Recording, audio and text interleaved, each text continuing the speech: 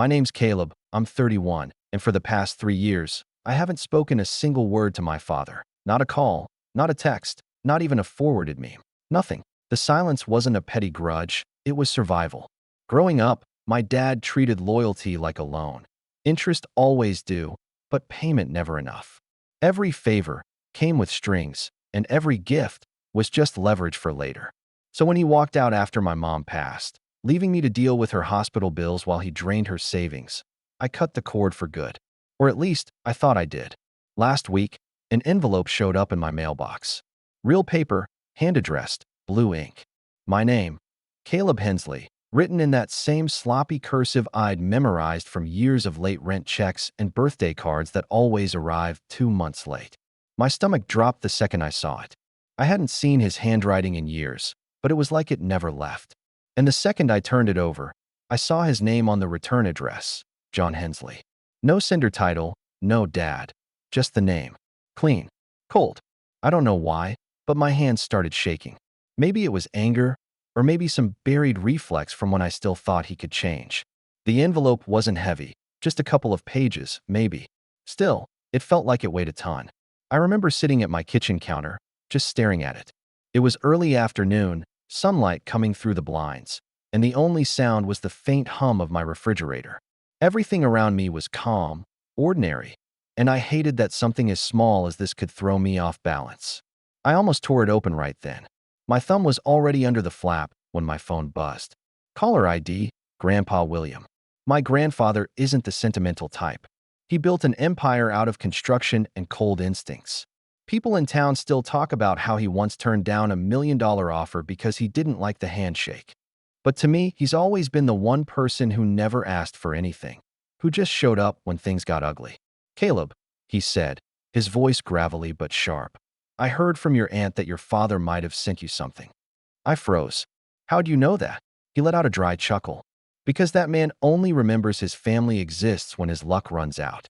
Did he send a letter? I glanced at the envelope again. Yeah, I haven't opened it yet. Good, he said immediately. Don't. There was silence for a few seconds. He never raised his voice, but when Grandpa said something with that tone, that quiet finality, I knew better than to argue. Why? I asked.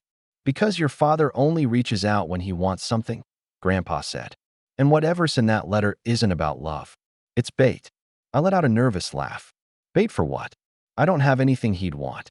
That's when I heard a sound I'd never heard from him before, hesitation. You do now, he said. You just don't know it yet. Before I could ask what he meant, he said, bring the letter here. Right now? Don't open it. Then he hung up. 20 minutes later, I was pulling up the long gravel driveway to my grandfather's estate. I hadn't been there in months. The place was massive, the kind of old money property that looks more like a museum than a house. Rows of oaks lined the entrance, and the fountain out front still had the same chipped marble cherub that Grandpa refused to replace because, as he liked to say, imperfection builds character.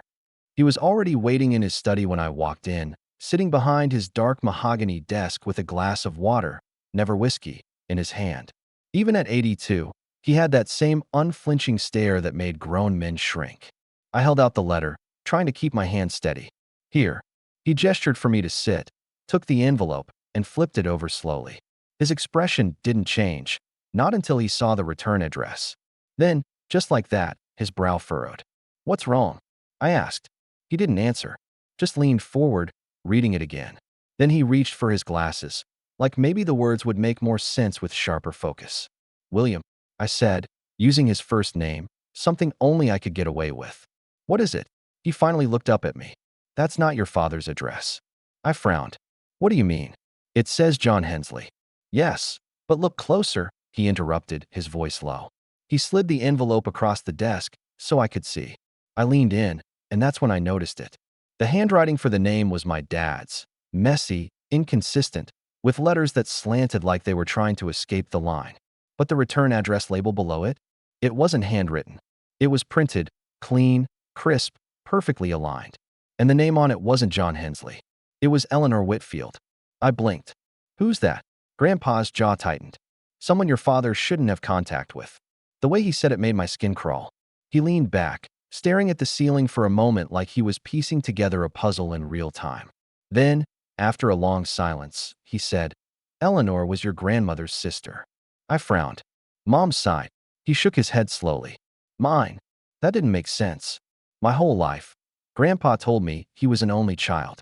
He even joked about it, how being an only child was the reason he became ruthlessly self-sufficient." "I thought you didn't have siblings," I said carefully. His eyes narrowed. "That's because she was dead to me long before you were born." I didn't know what to say. He was staring at the envelope again, the tension in the room thick enough to choke on. "Your father," he finally said, "doesn't do anything without a reason. If he used her address, then this isn't just about you. It's about something much bigger and much older." I sat there in stunned silence. My pulse quickened. "You think he's working with her?" "I think," Grandpa said, his voice quiet but heavy, "that your father found something he shouldn't have. And if he's dragging her name into it, then we're dealing with ghosts that were supposed to stay buried." He stood up and walked to the window, looking out toward the rolling hills beyond the property. "You said you haven't spoken to him in 3 years, right?"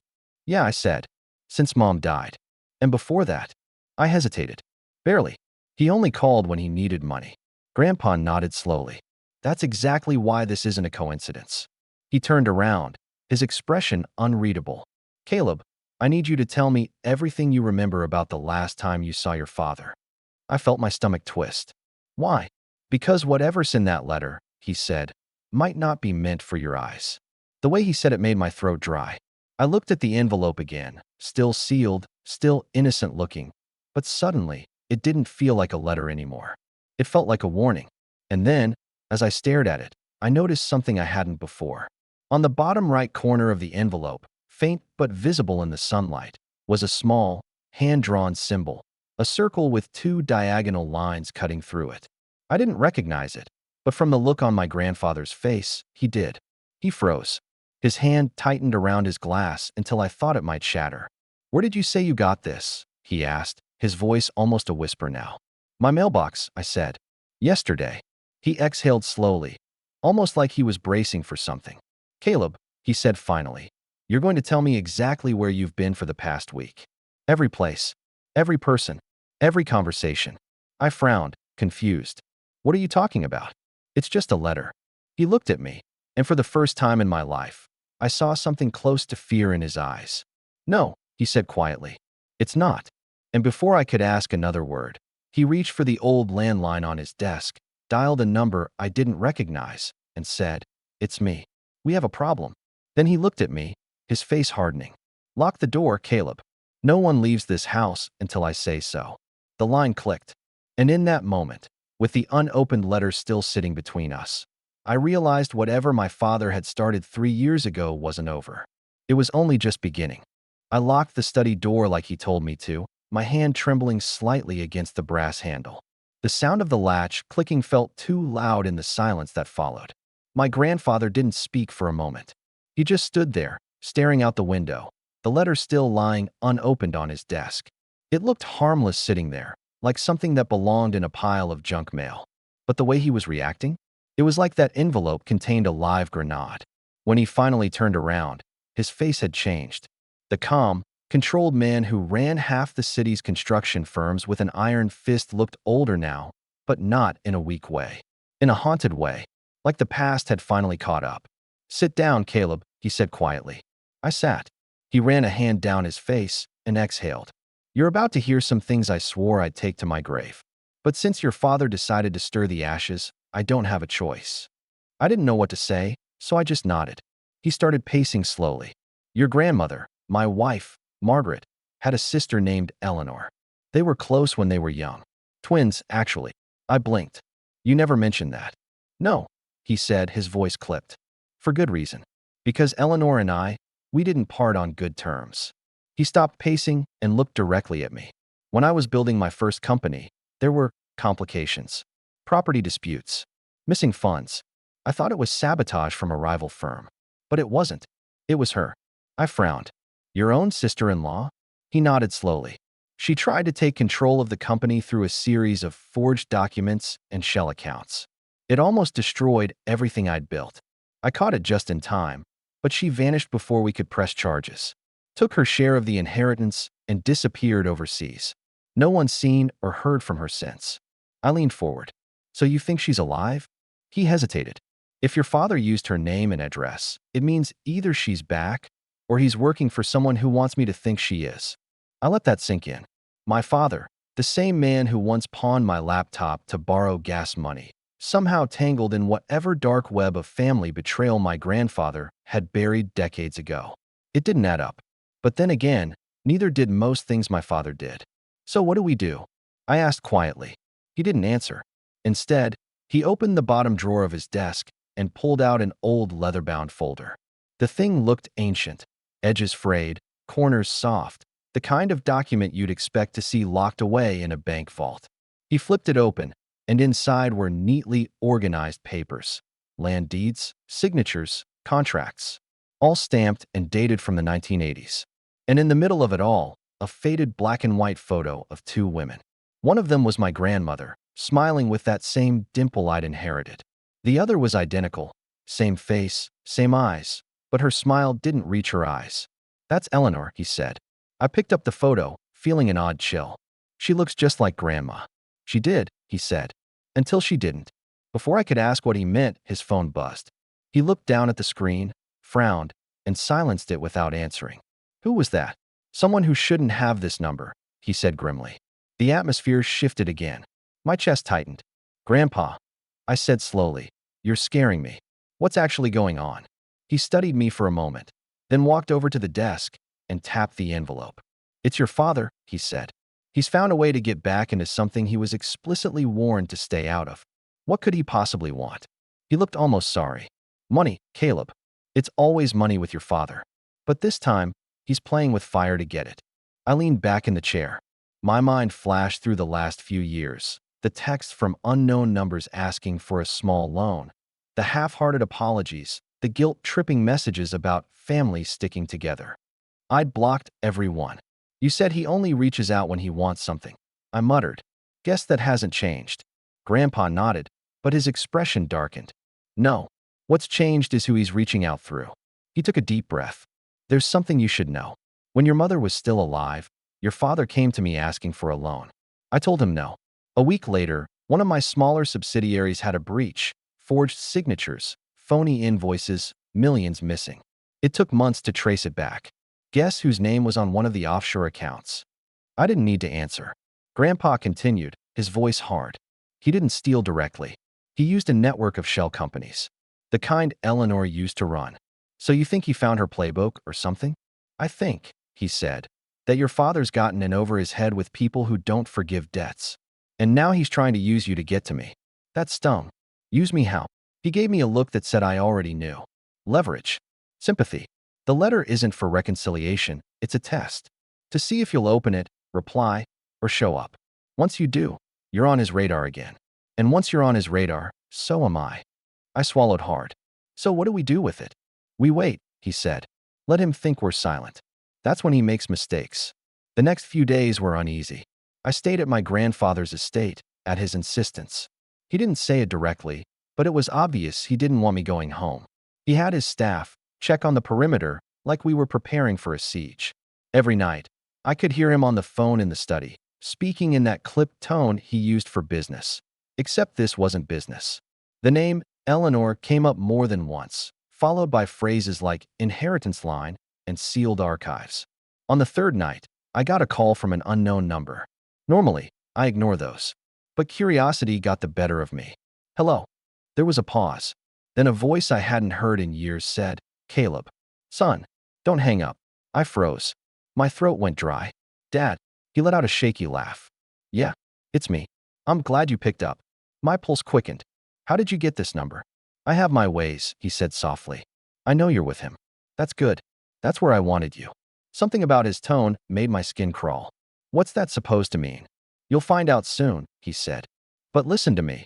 Whatever he told you about me, it's not the full story. You think I'm the bad guy? Ask him about Eleanor's fund. Ask him who really stole from who. Dad, what? The line went dead.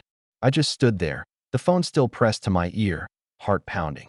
The next morning, I told Grandpa what happened. He didn't look surprised. If anything, he looked resigned. I told you he'd reach out again, he said quietly. He always does. But he said something about Eleanor's fund. Do you know what that is? He didn't answer right away, just stared at the fire crackling in the hearth. Finally, he said, yes, but that's a story for another time. That answer, that deflection, made something twist in my gut. He'd never hidden things from me before, never lied outright. But now, for the first time, I felt like he was choosing his words carefully. Later that afternoon, I went for a walk on the property. The air was crisp, the sky a pale gray that hinted at rain. I needed to clear my head. Halfway down the drive, I noticed something strange, a black car parked just beyond the gate. Windows tinted, engine running. When it saw me, it pulled away slowly. No license plate. I hurried back to the house. My grandfather was waiting in the foyer, already holding the letter. It's time, he said. We're opening it. I hesitated. I thought you said not to. I changed my mind, he said grimly. If he's escalating this, we need to know what's inside. He tore the envelope open carefully, sliding out 2 sheets of paper. His eyes scanned the first page, then stopped. His expression hardened. What is it? I asked. He didn't answer, just handed it to me. The letter wasn't handwritten. It was typed, neatly formatted, but with one chilling line at the top in bold. To the rightful heir of the Whitfield Trust. Below that, a message. By bloodline and documentation, you are entitled to claim the remaining holdings previously sealed under Eleanor Whitfield's name. To proceed, contact the executor listed. Do not disclose this correspondence. This is your only notice. And beneath that, the signature. Eleanor Whitfield. My stomach dropped. She's alive. My grandfather didn't answer. He was staring at the symbol again. That circle with the 2 lines through it, printed at the bottom of the page. Grandpa, I said quietly, what does that mean? He didn't look up. It means, he said finally, your father's playing a very dangerous game, and he's using our family name as the ante. He folded the letter slowly and placed it back in the envelope. Pack your things, Caleb, he said, his voice barely above a whisper. We're going to the city. Why? Because if that woman's name is showing up again, he said, then someone's trying to reopen a door that should have stayed locked forever.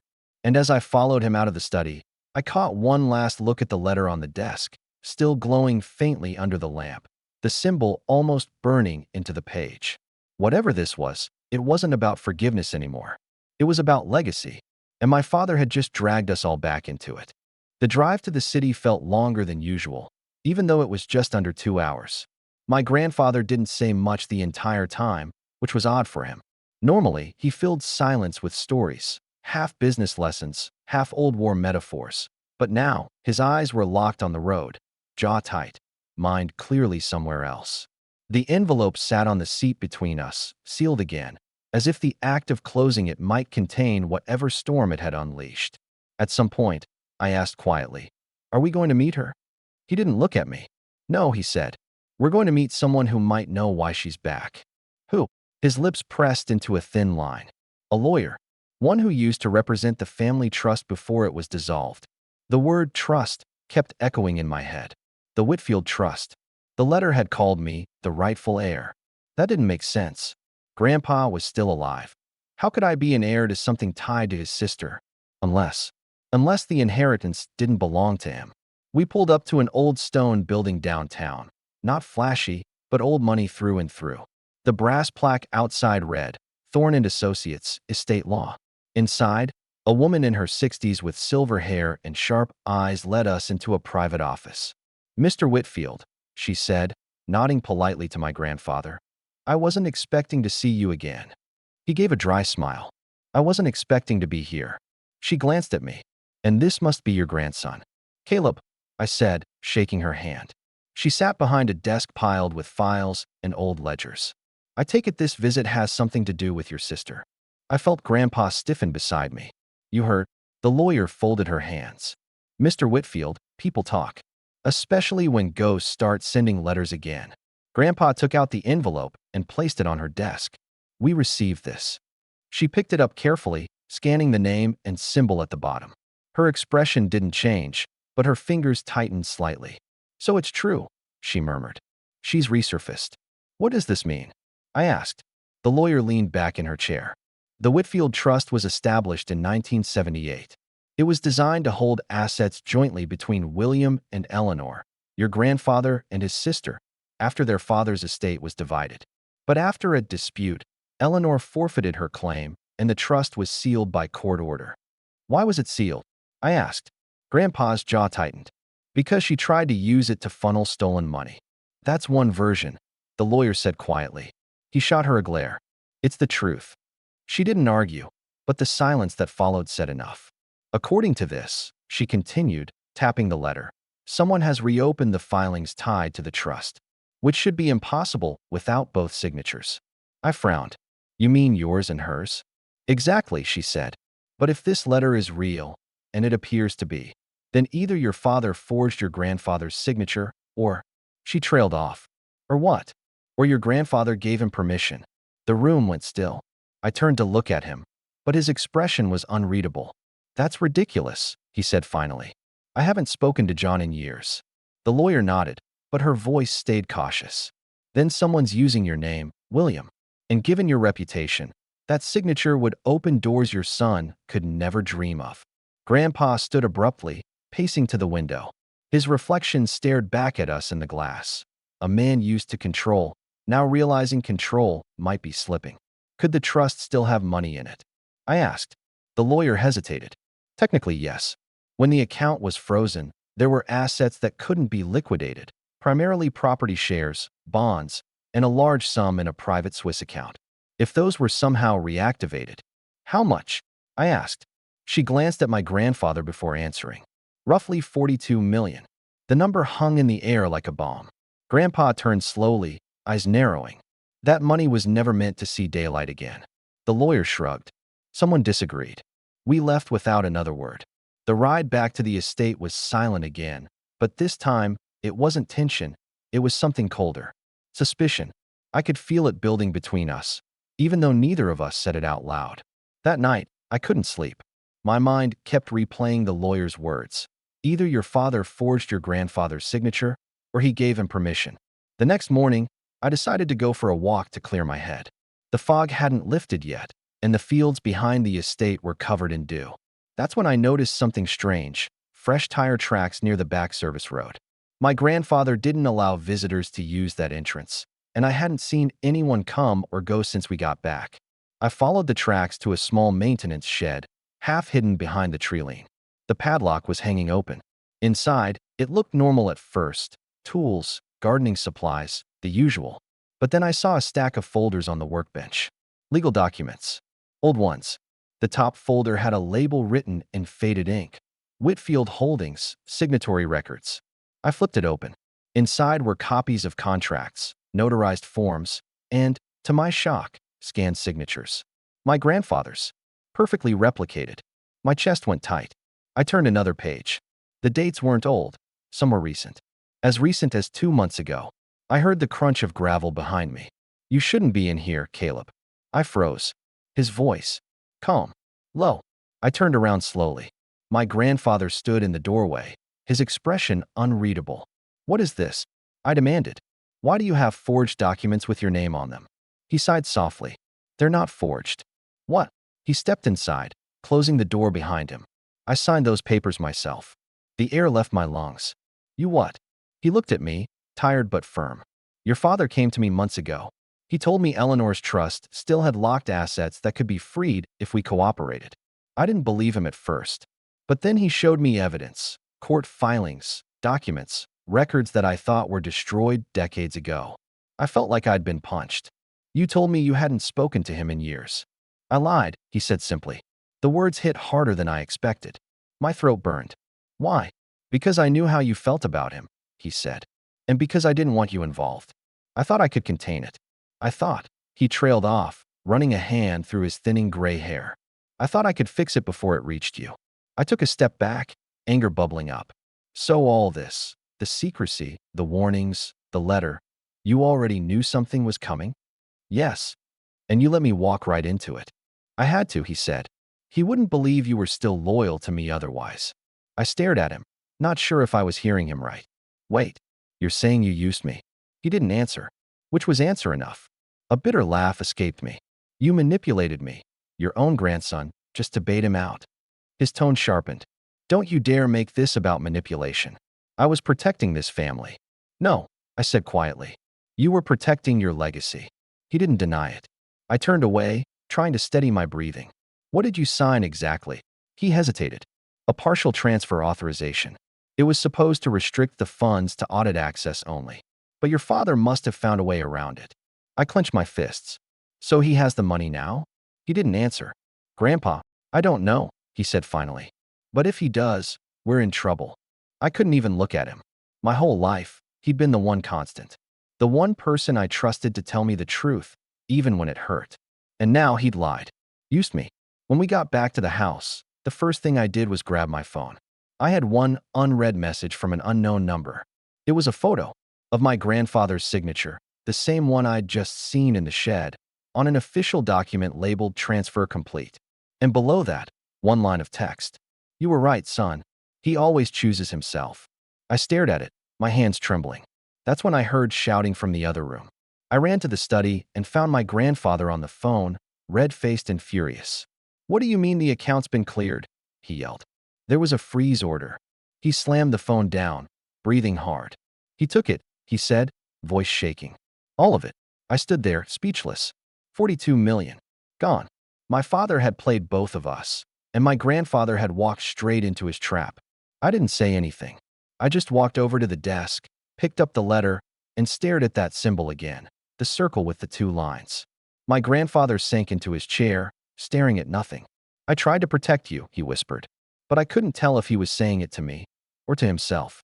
And that's when I realized the worst part. He hadn't just betrayed my trust. He'd given my father the weapon to destroy everything we had left. The house didn't feel like a home anymore. It felt like a mausoleum, silent, cold, and full of ghosts that refused to stay buried. After the transfer was confirmed, my grandfather shut himself in his study for days. He didn't eat much, didn't sleep, barely spoke. I'd never seen him defeated before, not once in 31 years. But that week, he looked smaller, like someone had taken the steel out of him and left only the shell. The staff moved around quietly, avoiding eye contact. The housekeeper whispered that she'd seen my grandfather tear apart old ledgers in the fireplace, burning papers until dawn. I didn't ask what they were. Part of me didn't want to know. Meanwhile, I couldn't stop replaying everything in my head. The lies, the forged signatures, the letter, the $42 million my father had stolen. Every piece of it felt like a weight pressing against my chest. I'd grown up thinking the worst thing about my father was his selfishness. I was wrong. His greatest weapon wasn't greed, it was patience. He'd waited years to strike. He'd used guilt, nostalgia, and the illusion of reconciliation to set his trap. And we'd walked right into it. But what stung more than anything was my grandfather's role in it. I couldn't even look at him without feeling that mix of betrayal and sadness. The man who'd always taught me to trust but verify hadn't followed his own advice. He'd trusted the one person we both knew would twist the knife the moment we turned our backs. The morning after the funds vanished, I found him sitting by the window, staring out at the gray hills beyond the estate. The fog hadn't lifted. His reflection looked ghostly in the glass. I stood in the doorway for a moment before speaking. Have you talked to the authorities yet? He didn't turn around. No. Why not? Because I can't. I frowned. What do you mean you can't? He sighed and finally looked at me. His eyes were red-rimmed, heavy. The documents I signed weren't just authorizations. They included non-disclosure clauses. If I go public, I'd be admitting to transferring sealed trust assets, which means I'd lose everything. The board, the company, the properties, all of it. I stared at him in disbelief. He blackmailed you. He nodded once. And I let him. The admission hit me harder than I expected. For the first time, he didn't sound angry or proud, just tired. So he gets away with it, I said bitterly. Again. Not this time, he said quietly. But we have to be smart. We? He didn't respond. Just turned back to the window, his voice low. You're the only person left I can trust, Caleb. I can't undo what I did, but you can help me set it right. I wanted to believe him. I really did. But a part of me couldn't forget that he'd already said those exact words before, and look where that got us. That night, I packed my things. I didn't tell him I was leaving. I just couldn't stay there anymore.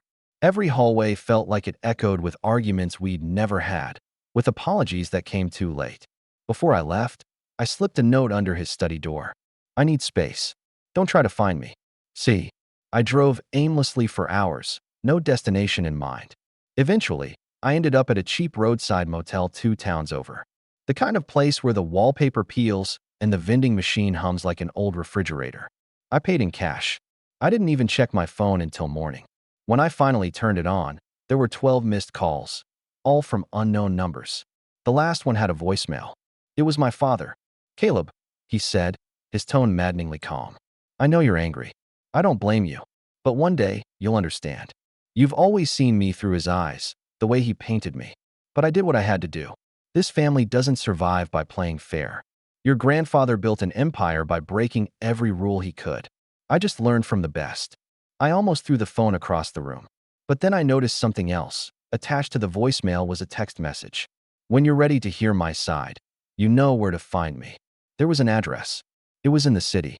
For the next few days, I stayed off the grid. I didn't use my cards, didn't call anyone. I just thought about everything. About how 2 generations of men in my family had built and destroyed their own legacies over money and power. About how I'd spent years trying to prove I wasn't like my father, only to realize I might be more like him than I wanted to admit. Always running, always angry, always searching for the next move. But something shifted in me during those long, quiet days. The anger didn't go away, but it hardened into something sharper: focus. I couldn't undo what either of them had done, but I could make sure it didn't end this way. I started small. I went through old emails, old files on my laptop. I remembered my grandfather once giving me access to his corporate account for a university project years ago.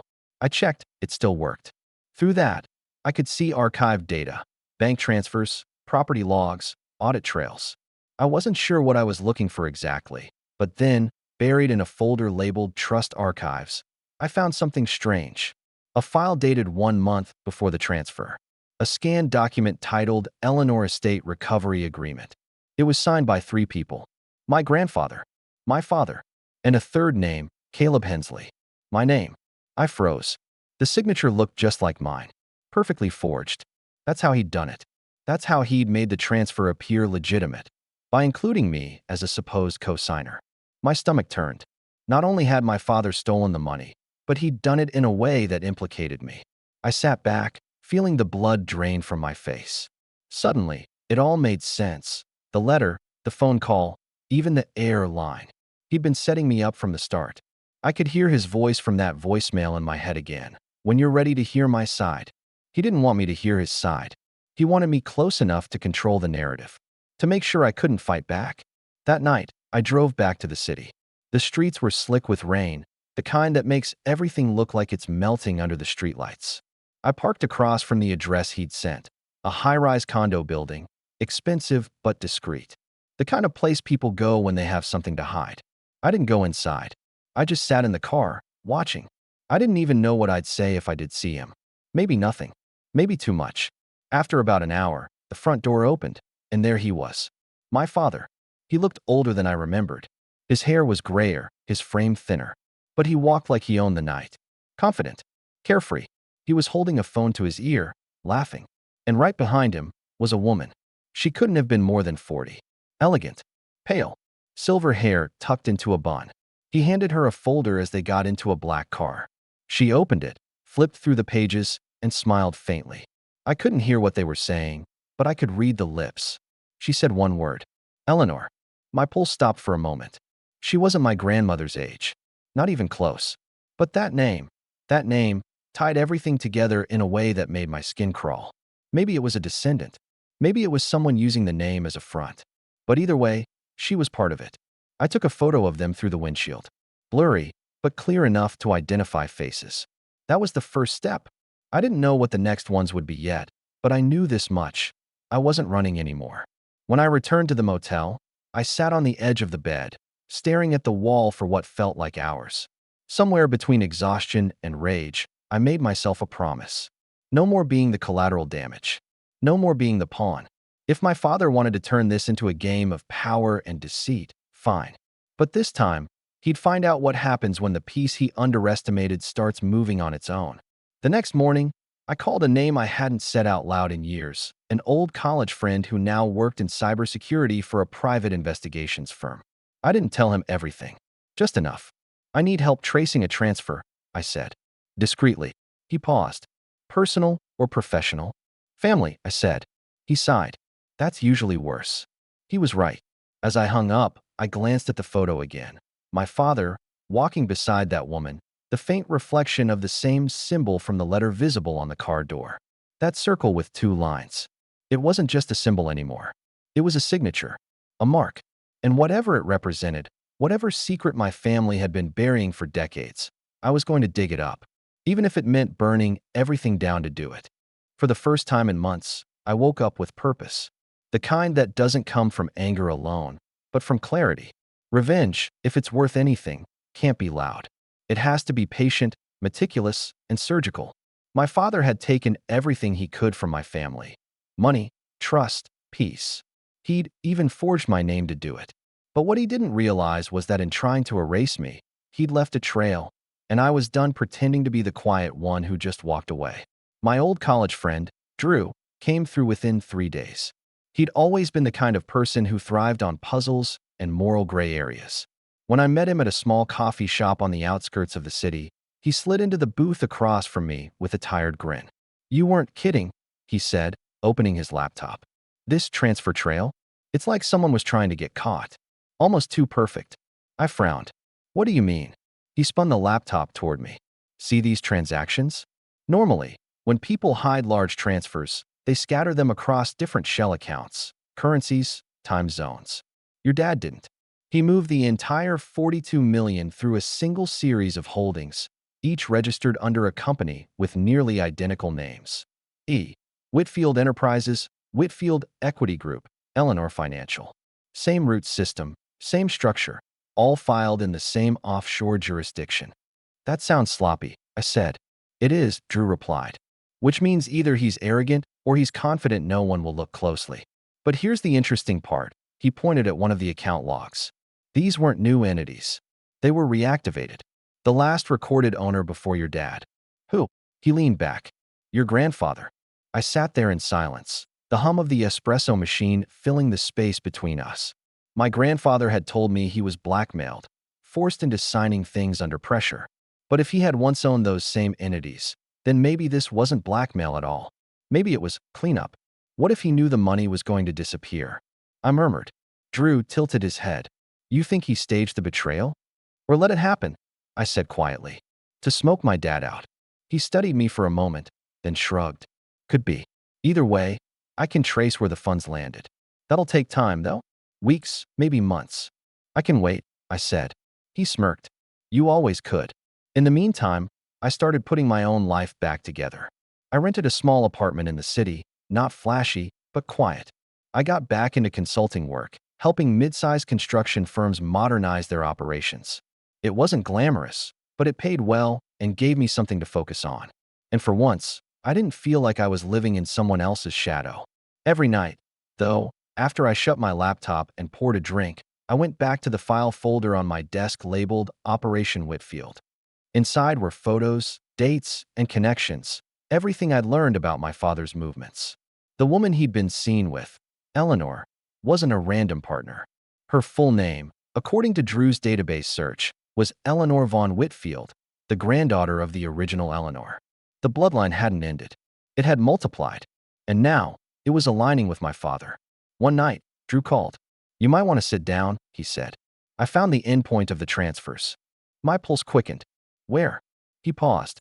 A real estate portfolio in your name. What? Yeah. 27 properties. All registered to a new holding company, Hensley Whitfield Trust. But here's the kicker. The controlling manager is your dad. You're just the figurehead. So technically, Caleb, you're the proud owner of $42 million worth of real estate. My stomach twisted. So he's laundering through me? Exactly, Drew said. He's hiding behind your identity to make the assets look legitimate. I leaned back, exhaling. My father hadn't just stolen money. He'd turned me into his alibi. Can we prove it? Oh, we can do more than that, Drew said, and I could practically hear the grin in his voice. We can make him prove it himself. Over the next month, we built a plan, quiet, methodical, precise. I stopped calling my grandfather altogether. I needed distance for what came next. We began with a shell company of our own, Ardent Strategies LLC. Drew helped me register it under a foreign subsidiary tied to a private investment group. On paper, it looked like a high-end wealth management firm specializing in property reallocation and debt recovery. In reality, it was bait. Drew created a fake identity for a supposed investor, Marcus Heller, a wealthy entrepreneur looking to buy distressed assets from offshore portfolios. Through a few channels and a very convincing trail of fake news articles, we made sure my father heard about him. It worked faster than I expected. One morning, Drew forwarded me an email from a proxy address. To Mr. Heller, I understand you're looking for investment opportunities within private family holdings. I currently oversee a series of properties under the Hensley Whitfield Trust. Perhaps we can arrange a meeting to discuss potential liquidation. JH. I read it 3 times before replying. We arranged the meeting at a high-end restaurant downtown. Of course, I wasn't Marcus, Drew was. I watched from a nearby table, disguised by a hat and sunglasses, heart pounding so loud I could barely hear their conversation. My father walked in wearing an expensive suit, the kind that screamed new money pretending to be old. His tone was smooth, confident. I watched him talk about legacy assets and tax-advantaged liquidation. He handed Drew a folder, proof of ownership and valuation documents. Everything he said, everything he handed over, was being recorded. Halfway through the meeting, Drew leaned in and said, "Before we proceed, Mr. Hensley, I'll need confirmation that you're the sole decision-maker." My father smiled, that smug half-grin I remembered from childhood. "Of course," he said. "I control every signature in the Hensley Whitfield portfolio. It's all mine." That was all I needed. 2 weeks later, Drew and I sent the recordings and the document trail to the Financial Crimes Division of the Federal Bureau. But not directly. We sent it anonymously, through a tip line used for corporate whistleblowers. Then we waited. It didn't take long. The news broke 3 days later. Local businessman under investigation for multi-million-dollar fraud. The article included his name, his face, and a single damning quote from the leaked recording. "I control every signature in the Hensley Whitfield portfolio. It's all mine." The ripple effect was immediate. His accounts were frozen, his properties seized. The Whitfield name, his rebirth, as he liked to call it, became synonymous with fraud. And best of all, every asset he'd hidden under my name was legally returned to me once the audit cleared me of involvement. For the first time in my life, I was free from his shadow and standing in the light of something he could never take back, legitimacy. But I wasn't done. After the scandal broke, I went back to see my grandfather. He looked weaker, thinner, but when he saw me, he smiled for the first time in months. "You did it," he said quietly. "No," I said. "We did it. You gave him the rope. I just let him hang himself with it." He chuckled softly. "Maybe we're not so different after all." For a moment, I thought he might apologize for lying, for using me. But he didn't. He just raised his glass of water and said, "To survival." I raised mine too. But in my head, the toast wasn't for survival. It was for liberation. Later that night, as I drove away from the estate, I checked my phone. Drew had sent me one last message. FYI, they traced one more account tied to the Whitfield Trust. It's smaller, but still active. Guess who the listed beneficiary is? Who? I texted back. Eleanor Von Whitfield, the granddaughter. The attached image showed a recent transfer, $500,000 wired out 2 days before my father's arrest. Destination unknown. So she was still out there, still moving the pieces. And as I stared at the screen, a slow, determined smile crossed my face. My father's game was over. But hers? That was just beginning. The investigation dragged on for months, and those months changed everything. What had started as a family matter, a toxic tug-of-war between father and son, turned into a public spectacle that no amount of money could bury. Every newspaper headline, every business blog, every whispered conversation in the city's upper circles carried the same name, John Hensley, the man who betrayed his own bloodline for greed. The authorities picked apart every shell company, every transaction, every offshore account. Piece by piece, his empire crumbled. He tried to keep up appearances at first, hired lawyers, issued statements, even gave one disastrous interview where he claimed it was all a misunderstanding. But the more he talked, the deeper he sank. They had his recordings, his signatures, his lies. And when Drew's digital trail of evidence reached the courts, even his lawyers stopped pretending they could save him. The sentencing came 6 months later. The courtroom was packed, buzzing with reporters and spectators eager for the fall of a once charming businessman. I sat in the back, quiet, unseen, while my father stood before the judge, the same man who once called me weak for walking away from the family name, now trembling as his sentence was read aloud. John Hensley, you are hereby sentenced to 12 years in federal prison for fraud, identity theft, and money laundering. He didn't look at me. Not once. When the bailiff took him by the arm, his eyes darted toward the gallery for just a second. Not at me, but somewhere over my shoulder, like he was still searching for an angle, still calculating an exit. Then they led him away, and the heavy doors closed behind him. The sound echoed like a final note. Outside, the sky was gray, heavy with rain. Drew was waiting by the steps, holding 2 coffees. You okay? He asked. I nodded slowly. Yeah, just done. He gave a faint smile. Done's a good place to be. We didn't say much else. There wasn't much left to say. When I got back to the estate later that evening, the house was quiet again, but not in that haunted way it used to be. This time, it was peaceful. The staff had left early, and the only light came from the study, where my grandfather sat at his desk. He looked up when I walked in. It's over, I said. He nodded slowly, his expression unreadable. I saw the news.